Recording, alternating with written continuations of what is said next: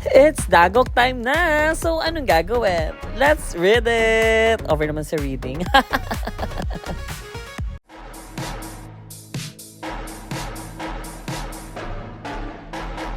Ate Sala. Good morning, good morning, good morning, good morning, good morning. Entrance mo? Anyway, hi mga I love you ko. Good day. Welcome back sa ating new episode dito sa Nyogog Time. So, yeah, for today's episode, ayan, mag-ingat pala kayo kasi malakas ang Olandra ngayong araw na to, no? So, please be safe and stay dry, mga I love you ko. Anyway, simulan na natin ang Nyogog Time for tonight. For tonight, for today, and for afternoon.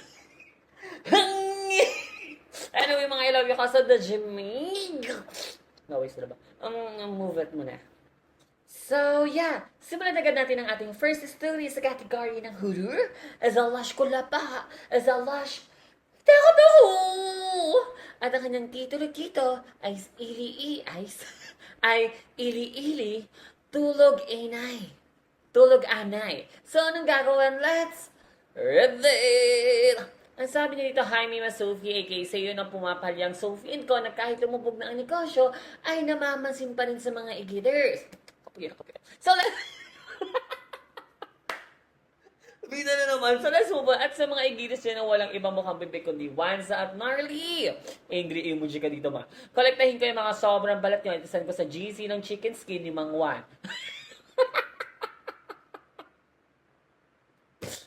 Chicken skin! So, let's move on. Ito na nga. Hooter pala to. So, hawak sa epidermis. So, let's move on. Pagpasensya mo na Matt, hindi ako masyadong nakapag-review ng sandamakmak mong vocabs na parang ikaw nang papalit sa Mirayam o Web Star.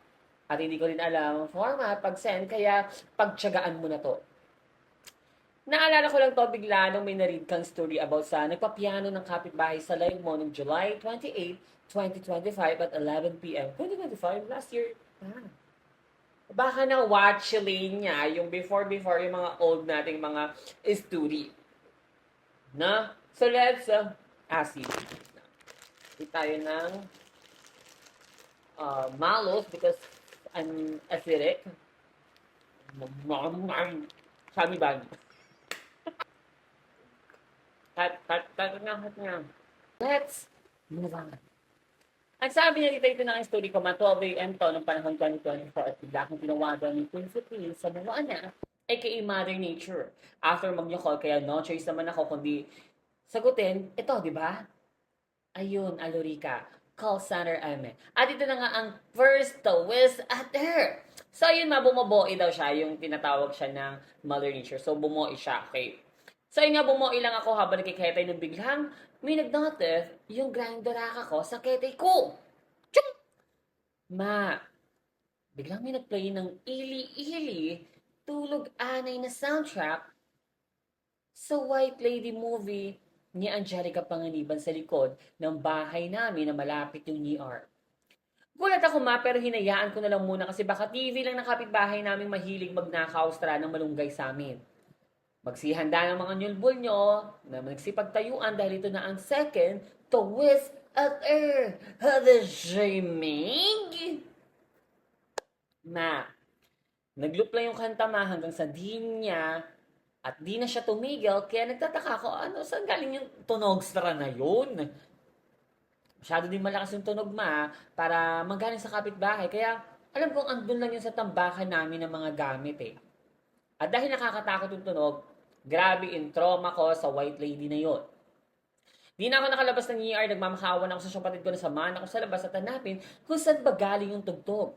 Pinagtawalan pa ako ng kapatid ko, nag-iisang young star na ng sorsogon kaya sinigawan ko para samahan ako. At ito na ang third and final twist the shaming. Ma, lumabas na ako mag-isa dahil ayaw ko samahan ng kapatid ko para hanapin yung source ng tunog na hanggang ngayon ay naglulup pa rin. Kahit na bukot ako, may sinuong ko ang lalim ng gabi at hinanap ko saan galing talaga yung musika. Nung malapitan ko bigla na lang nagsitayuan ng mga nyulbul ko dahil galing pala ito sa lumang ketay na nasira na noong nakarang linggo dahil nalaglag ng syumangkin ko. Hindi na siya nagbibipindot at black screen na yung kalahati. Kaya grabe na lang yung takot ko noon nung nakita kong red na yung kalahati ng screen. Walang video, walang kahit ano, kundi red lang talaga na patuloy na kumakanta o sino man yung singer ng Ili-Ili Tulog Anay. Pilit kong tigehin ng CP pero ayaw talaga, kulang na lang dilaan sa aking charging port para matapos na itong paghihirap ko. Ulit ko pinindot yung power off hanggang huminto na din sa wakas. Sobrang nanginginig ako noon at nagtataka, ba't sa dinami-daming kanta sa mundo ay yung pa talaga yung nagpalay. Bumalik ko. So let's, kinagot pa talaga, bumalik ko. So let's move on. Makinamagahan, kita, kinamama, at di sila naniniwala kaya sinungalngal ko sa kanila yung bagong ketay ko na may record nung tugtog. At makikita mo talaga nagsitayuan yung bull nila nung narinig nila may lang ulit. Basta makikita mong takot din sila at nagsitayuan yung mga balahibo nila. Sabi nila baka daw espiritu yun kasi dating bahay ng lola ko ay tambakan namin at na-demolish na siya. Yun naman, sana natakot ko kayo at tumigil na kayo sa kakasabi ng once dahil may proof of purchase ako dahil nirecord ko siya habang nasa NIR ako. At yung kachat ko yung ate kong kausap ko dahil di na ako makalabas, though di siya Tagalog kasi Bicol pa nga kami. Parinig mo to sa mga egitas na manahimik na sila. Pero yun sa TikTok sa atin, dahil nakaabang ako sa live mo habang nag-work, yun ang tama na kayo yung kilikili ko. Dito ko na nilid sa TikTok sa Notify para araw-araw mo pakinggan, no? So, let's play nga.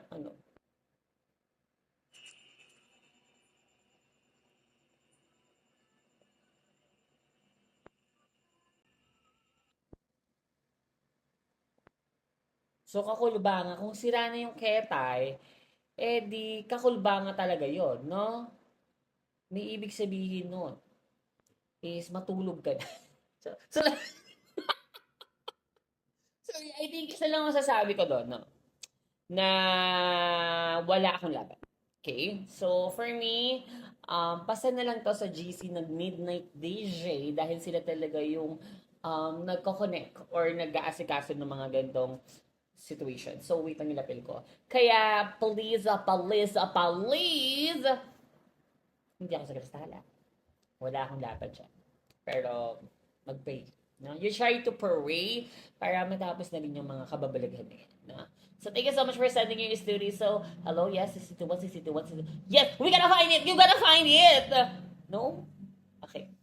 Let's move on with our next story. So, yeah, hello. Let's move on with our next... Hello? So, let's move on with our... Ganda kasi ng hairstyle ko, guys. So, meron siya ditong mahaba. I think, sana magaya nyo to. Ayan o, parang siyang it's kind of lapel haircut. Ayan, parang Korean tayo. Oh, chile, oh, chile, oh, chile, oh. Ayun, mama. So, let's move on. Ito na. Dumako na tayo sa ating next story. Ang ating next story category is, this category is komedya daw. Es Lasha Dilubyo. Es Lasha SKL. At ang kanyang titulo dito is, Uhud, ang sarap, parang tao. So, anong gagawin? Let's read it.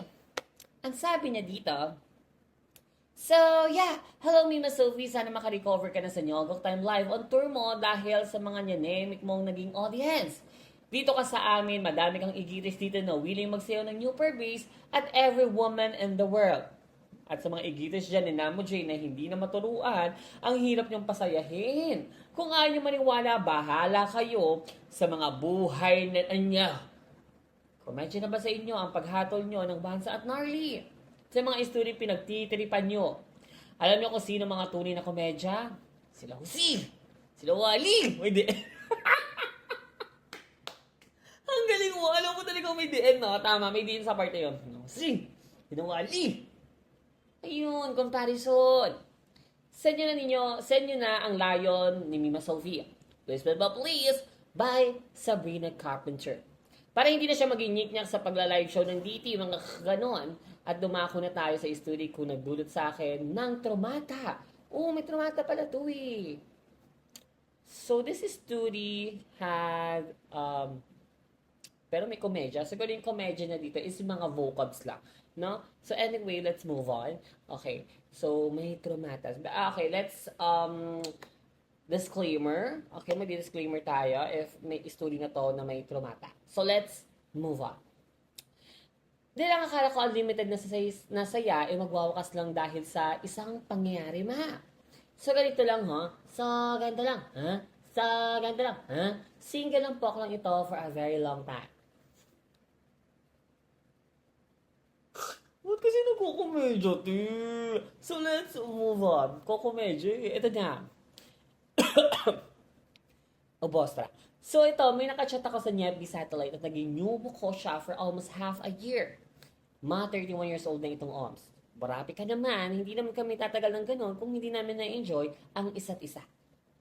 One time niya inaya niya ako lumabas, kain daw kami sa night? Hindi siya mo? Sa night of market. Wait, nasan ako? Okay.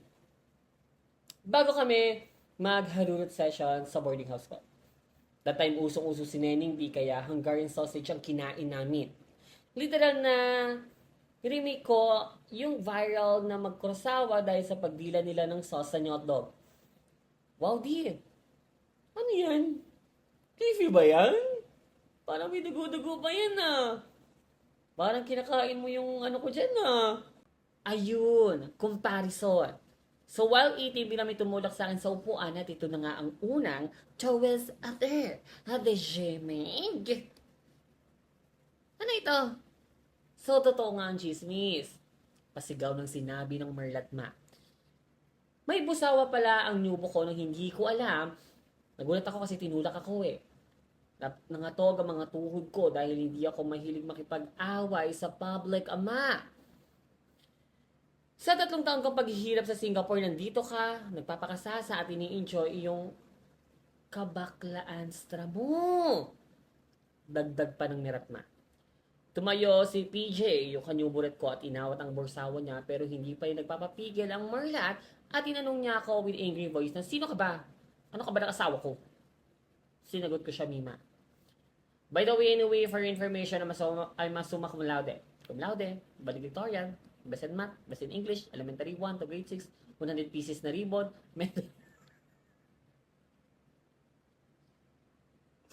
Talagang komedya. So let's move on. Same with high school. Ayun, National Bookstore.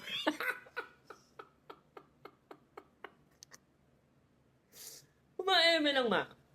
Tinitigan ko lang siya, din tumalon ako ala Pixar jump sa pag-walkout instead na makipag-sabunutan strap.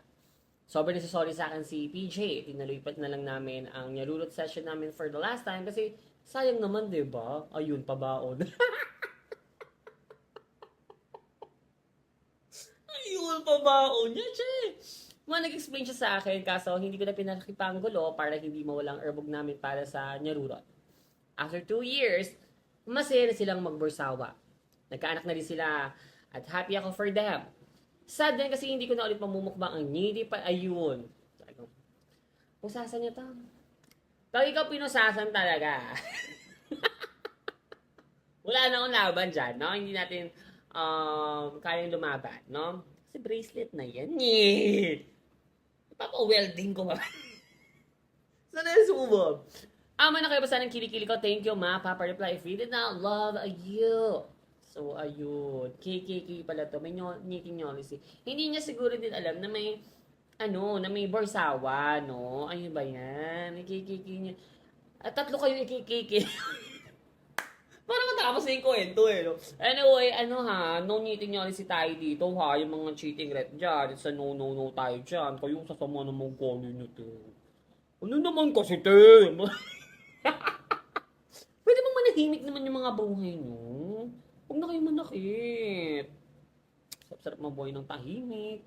Punong-puno ng love. Punong-puno ng masaya. Malitat, Ayun, Disney. Ayun ko talaga yung Disney. Sa fake naman. Anyway, thank you so much for sending your story. Pero KKK tayo sa mga non-eating knowledge tayo dito sa Nyogot Live. At sa mga e-gators, no?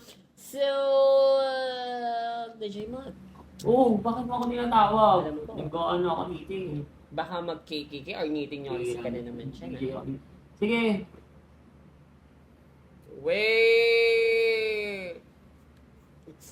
Ito naman, di mabiro. Oo na, sige na. Sobrang balat!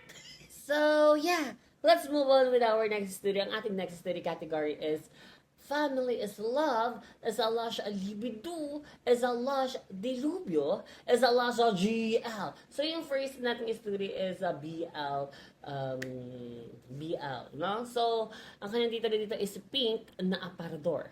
So, anong gagawin? Let's read it! Ang sabi niya dito, hi ma, ako lang ba yung nasa bahay na naka-makeup pa? Isa sa mga TikToker na namamansin. Reyna ng dagang time na para bang kumakati ang Betty habang nasa loob ng LRT. Nyik-nyak, please call me Abby ma. This happened year back 2017. Medyo bagets na pa ako at wala pa akong alam sa buhay. During this time, showing pa ang ika-6 na utos sa GMA para ipakita ang puksaan ni na Emma at Georgia para sa Nitty Pirate ni Ro. So let's move on. Nitty nga ulit yun. I have a cousin na Merlot ma, same age lang sa akin at the time. Nanonood kami na ika-6 na utos sa TV Red at meron isang part na show na naglip to lalap si Georgia at si Rome na para bang na mga sea creatures sa pagsipsip ng oyster. Obviously, sinabihan kami ng mothers ko na, subukan yung tumingin, matatamaan kayo sa akin. Kasi of course, bagets pa kami at SPG yon, gets though? Ads ba? So fast forward, mahabang nakatakip ang mga mata ko sa mata ang kamay ko, ang mga mata ko sa mata, ang kamay ko sa mata ko, ay pasimple kong winawash ang TV Red at habang pinapanood ko na mag-lip to lalap, ay tumas naman ang temperatura ko. Tumayo niya ako na Maria at pumasok sa kwarto ng mother ko. May malaking pink na aparador yung mama ko at pumasok siya doon. Sakto naman yung laki para maipasok kami, para mapasok kaming dalawa, kaya pumasok na din ako ma. At ito na nga ang unang choice there. DJ Mike. Sobrang ginit sa loob na para bang nag-training kami papuntang impyerno. Bigla ko naalala yung pinanood kong Lip to Lalap sin sa TV, ma. Sinabi ako ang pinsan ko na, salon, Lip to Lalap tayo. Ma, as a bagestra, we didn't know what we are doing at umagri na lang siya sa akin. Of course, ma, hindi kami marunong mag-lip to lalap at nag-smack lang kami at may pakonting open wide sa mouth to mouth by performance task ni Clifford M. Cano. Tinacharet ko siya ma. Nung maramdaman na namin ang pagkawala ng hininga, ay tumigil na kami sa paglip to lalap ma. At ito na ang second twist other. Ha, DJ Mike? May hindi namin alam na hinahanap na pala kami ng muji ko kasi matutulog na kami for the afternoon. Narinig namin ang tunog na paglalakad niya kaya bigla kami nataranta kasi baka anytime ay mahuli niya kaming ginagawa na nakita namin justos sa TV Rep. Bilasan na mama ko yung pink niyang cabinet sinabi, anong ginagawa niyo dyan? Masikip siya, lumabas nga kayo. Buti ko nang isipin na sasabihin niyang, alam mo na, komedya na naman ako. Pero buti na lang at hindi niya narinig yung kajustasan ng ginagawa namin sa loob ng cabinet. Yun ang tama na kayo basa ng kilikili ko. Let this be a lesson to all na minsan, curiosity is not the best policy. Ayun, Einstein ba? Joke aside ma ha, huwag kayong gagawa ng ganun. Habang bagets na pa kasi bawal yun. Ipapatulfo ko kayo, salon shave tayo. Ito ang proof of purchase ng face card ko ma. Hindi mo masabing once at offer. Eyes only please. So please by Sabrina Carpenter. So reminder lang no sa mga magulang stra, sa parents, sa nagbabantay stra no. Kung may mga bagets na nag-a-ask o may nakikitang hindi nila naiintindihan sa TV, sa social media, or everything man, eh mas okay na kausapin talaga sila ng maayos. Tsaka, minsan kasi talaga yung curiosity lang, eh talaga yung meron sa mga bagets nila. Kaya parang, alam mo yung parang kala nila is free nilang gawin yung mga ganong bagay. So, kaya kailangan talaga nila ng guidance from parents, adults, and everything nice. Kasi, bata sila eh, diba? So, ang point natin dito is para maintindihan kung paano nangyayari yung mga ganong situation sa mga bagetstra and kung bakit napakahalagang turuan sila ng tamang information, diba? Hindi lang dapat parang mahiya or makukulba yung mga parents na ikwento sa kanila or explain sa kanila yung bagay na gano'n, no? Na pang-adult, 'di ba? Sana i-open up din natin sa kanila. And that is a very important lalo na sa pagiging Muji or parents, diba? So, Muji ang maging parents, diba? Na dapat sa kanila manggaling yung information na yon, diba? So, thank you so much for sending your story. So, dumako na tayo sa ating next story. Hada siya yun. So, yeah, dumako na tayo sa ating next story. Ang ating next story category is a slight horror as a lush hulaba. At ang kanyang titulo dito is nakita ko lang siya kahapon na uod na siya. So, anong gagawin? Let's read it! Ang sabi niya dito, yuhu! Sana maridid mo to sa TikTok satellite since doon ako mas active. Eh, dito ako na-read sa Notify, no? So, let's move on. Ito na. Hello, Mima Sophie, nag-iisang nag-aamoy ng nyuso dito sa balat ng lupa at sa iyo ng Sophie ko napalubog na ulit dahil hindi naman bumibili ang mga kapwa ko e-gators. Puro comment ng Wansa at Gnarly kahit na nagsasabi pa lang ni Mima ng let's move on to the next. Tama, no? Grabe talaga ano kayo, te. Makapag-vanity at makapag-melody, no? So, let's move on. Ito na. Dilaan sa atamuin ko na lang kayo mga newsod nyo para matapos na itong paghihirap ko. Ito na nga, first time ko magsulat ng story at hindi ko alam kung mababasa mo ba to o hindi, pero bahala ka na sa buhay mo. Buhay mo yun eh. Wala na akong laban dyan. Ako ba si Kristala? Ito na nga ang aking story, ma. Hindi ko nalalagyan ng maraming vocabs, ma, kasi horror siya. Tapos gagawin komedya. Ano yun? Oh, okay. Ano ba? Pwede naman sabihin agad. So, let's move on. Ito na. Sabi niya, year back 2021, ma. Senior high school ako that time. Nagkahayaan kami tatlo ng mga bestie ko na mag-barbecue sa labas at sinundo ako sa bahay at nakaangkas kami tatlo sa motor. Ako sa pinakatalikod. Fast forward with British accent habang naghahanap kami ng kakainan around 3 p.m. na neto ma, habang binabagtas namin yung kahabaan ng kalsada, ay may nasait akong bilang kakilala ko. Kaklase ko ng grade 8 to be exact at hindi naman kami ganun ka-close pero like ko siya dati nililibre. Tandang-tanda ko pa man na nakita ko siya that time kasama niya yung mga barkada niya at masaya sila nag-walk katon. Nagkatinginan pa nga kami at gumiti siya sa akin. Sinabi ko yun sa mga kasama ko, kakilala ba nila si Jay na dati kong kaklase. Pero hindi nila pinansin sa kadahilan ng busy pa rin sila mag-isip kung saan kami kakain.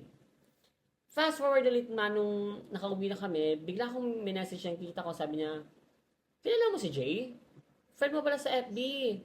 Teki na. At tapos sabi ako nakita ko lang po siya kahapon eh. At ito na nga, ang The West Father. DJ Mike? Makumapit ka sa bangs mo, parang bunot. Kinabukasan noon, nakausap ko si tita ko at nakwento ko sa kanya, nakakakita ko ng kahapon si Jay sa bayan around 3 p.m. Pero, cool ba ako malalaman nung nagsabi sa akin na pumunta pala sila beach that time, kasama niya yung owa niya at mga tropa nila. Guys, this is a legit story or hindi siya once dahil may chat with tita Ret niya. So, let's move on. Sabi niya pa dito, ma, hindi talaga ako nagkakamali na nakita ko siya. At bibigyan ko na kayo ng isa pang choice at earth. DJ Meg. Mada time pala nung time na yon ay nadisgrasya na pala sila. Nabangga raw sila ng kulong-kulong o malapit sa amin at grabe yung nangyayari. Anong kulong-kulong? Sasakyan or something? Nangyari kay Jay. At yung ulo niya daw yung napuruhan that time. Tapos sabi ko naman, if dito sila na disgrasya, bakit wala naman ako nabalitaan nung araw na yun? Tapos ang sabi, hapon na raw nangyari yun, around 4 to 5 p.m. Tapos mga around 6 na ako, nakauwi that time. Feeling ko talaga ba yung kaluluwa niya, yung nakita ko, bago siya mawala ma. Mga ganito na lang, tama na kayo basa ng kilikili ko, hindi ito wansa ma. Ang magsabi ng wansa, makakaigit sa wewe. Nag-profile purchase ako ng chat namin ng friend ko at ng tita ko for your eyes only. Pwede mo basahin, as in basahin since Ilocano yun nandyan. Tinamad na ako i-translate, mapa-translate mo lang sa mga kapwa ko igitos dyan na walang ibang ginawa kundi magkamot ng newsot. Pasabi ng i-free na, thanks, ma, love you, yes, Giling. Tain na. So let me check the proof of purchase.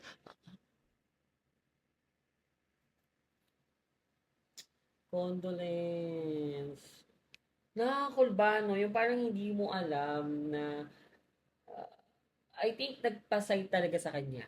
No? Nagpasay sa kanya yung friend niya na si Jay. Kung nakakul ba, no? Yung parang hindi mo alam, tapos bilang na lang nangyari yun sa friend mo. Yung parang, ang weird, diba? Na na-sight mo yung friend mo, tapos hindi nangyaring masama sa kanya. Nakakalungkot. At medyo nakakakulba siya, 'di ba? So, ay, kung ano man disgrasya yun or something, may mga Clemenstra na yun, ikulongstara niya yung may kahagawan niya. Anyway, thank you so much for sending your story. So, yeah. Thank you so much mga I love you ko sa pag-join sa atin dito sa Notify and YT Satellite mga I love you ko. And yeah, don't forget to please follow, to stream, to watch a lot and everything nice. And you can send your story, share dagat to at gmail.com. So yeah, that's all. Tama na kayo magad yung kilikili ko.